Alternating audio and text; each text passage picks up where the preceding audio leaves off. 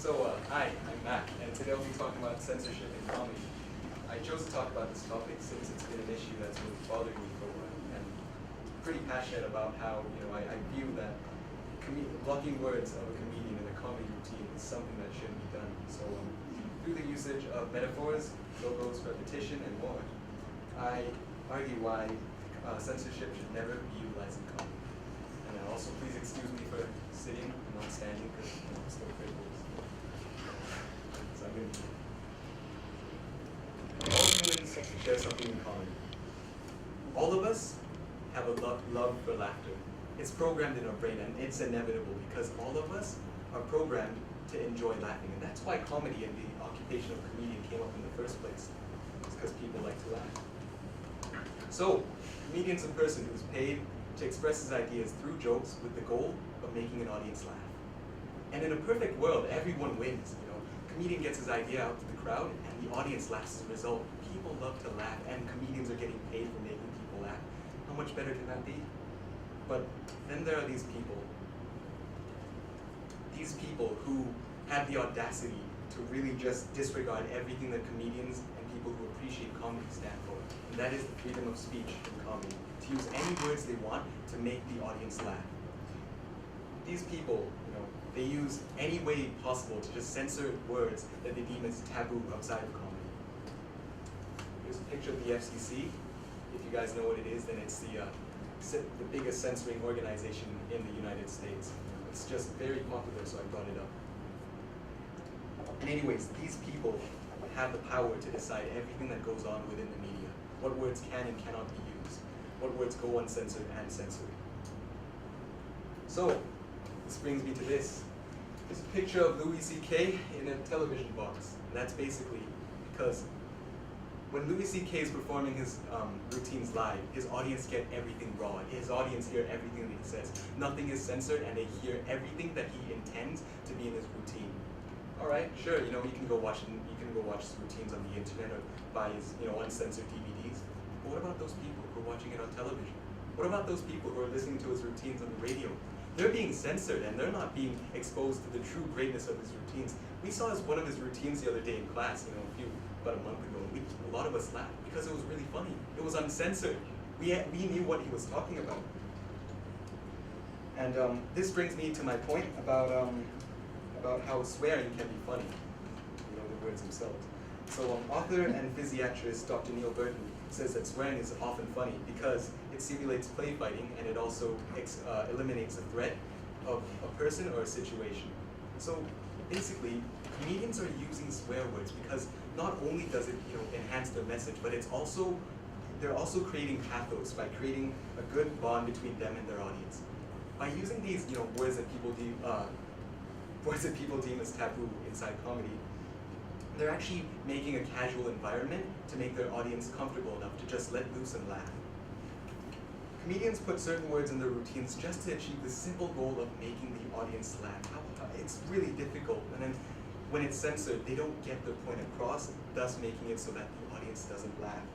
And with these words, comedians are not out there to hurt people. They're out there to make people have a good time when they show up to their shows or watch their routines on television or anywhere else. And basically, censoring comedy is not only doing that, but it's degrading an art. Comedy, to me, and a lot of other people, is an art form because it takes years to master, and it's something that isn't easily done. This censorship of comedy not only censors everything that a comedian says, but it discourages them from unleashing their full potential through their words in the future. See what happens if you go up to this artist and take away his paintbrush and tell him to paint the same painting. See what would happen. Get pretty angry. That's the same with comedians. That's the same with comedy. That's the same with comedians. The moment you take away their tools that they use to deliver something to the audience, the moment you do that, that is absolutely insulting. And the comedians would just probably look like this guy, Bob Ross. All these people, these comedians, these people who I look up to, and a lot of you probably look up to too, or maybe some of them you don't recognize, they're all using words as a tool to express their message. Maybe except this guy. Situation comedy, he doesn't use any words, but I just wanted to give him a shout out anyways. But anyways, when comedy is censored, the routine is being crippled. And I use the word crippled because I myself, I'm a cripple. And I'm not able to do things that I normally have the potential to do. I can't walk, I can't run, I can't even stand up and give this TED Talk to you guys. I gotta sit on this wheelchair. And that's what happens to the comedian's routine when it is censored. It becomes a crippled routine. Let me show you all what I mean. Is indecent, profane, obscene, blue, off color, risque, suggestive, cursing, cussing, swearing, and all I could think of was shit. That was George Carlin, and he's one of my favorite comedians, and that was his list, his personal list of the 7 filthiest words he can think of. So, you just heard the audience, they were laughing. Why didn't any of you laugh? It's because everything that you were, the punchline literally had just been censored in that moment, in that 1,000 hertz sound wave that you all were presented with. Instead of hearing something meaningful that would make you laugh, you were presented with this awful sound wave that just made you all confused and look irritated. It's totally crippling his routine. So, with that, it's, in contrary to popular belief, censorship in comedy does not make society better. It doesn't make society better, and I don't see any way that it does. Because all it does is that it gives new audiences fake and bad impressions of a comedian's routine. It gives old audiences like me a hard time, to accept that these new audiences are getting fake impressions, and it hurts the comedian.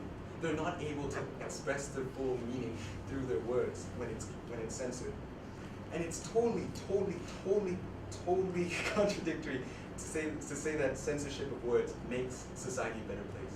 What, you're gonna make the world a better place by making it so that people laugh less? No, it doesn't make sense. It doesn't work that way. When comedy is censored, nobody wins.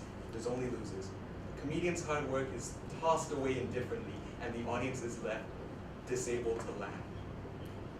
So, I give this TED Talk to you all today to address this issue, that censorship is truly making it so that people laugh less when they're watching comedic routines, something that's supposed to make everyone laugh. And I hope that all of you, none of you here, I hope that none of you here will grow up to become that broadcasting executive who censors words in comedy because they're deemed as bad outside of comedy, and yet he still treats them the same way as they are in comedy. I hope you don't grow up to be that politician who makes rules and laws about what words can and cannot be used in comedy. And for the love of God, I hope you're not that parent who gets pissed off about when the child hears the word fuck in a comedy routine, because without even considering the context in which it is used. I'd just like to ask you all to please be appreciative towards the work that comedians do, the hard work they go through to deliver a performance. That's all just to make us, the audience, laugh. So please, be reasonable, be rational, and have a sense of humor. Treat jokes as what they truly are, jokes. Thank you.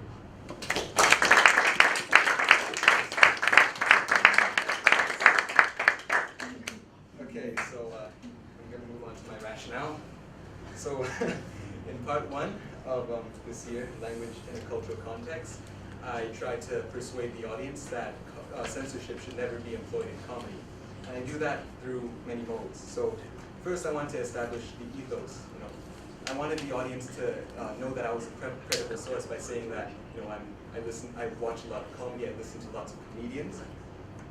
And furthermore, my tone, I tried to make it so that it was interesting and that I was passionate, to make it so that the audience, you guys, the audience, wouldn't just start blanking out, because I'm trying to deliver a message here, and I feel that it's a very, very important message.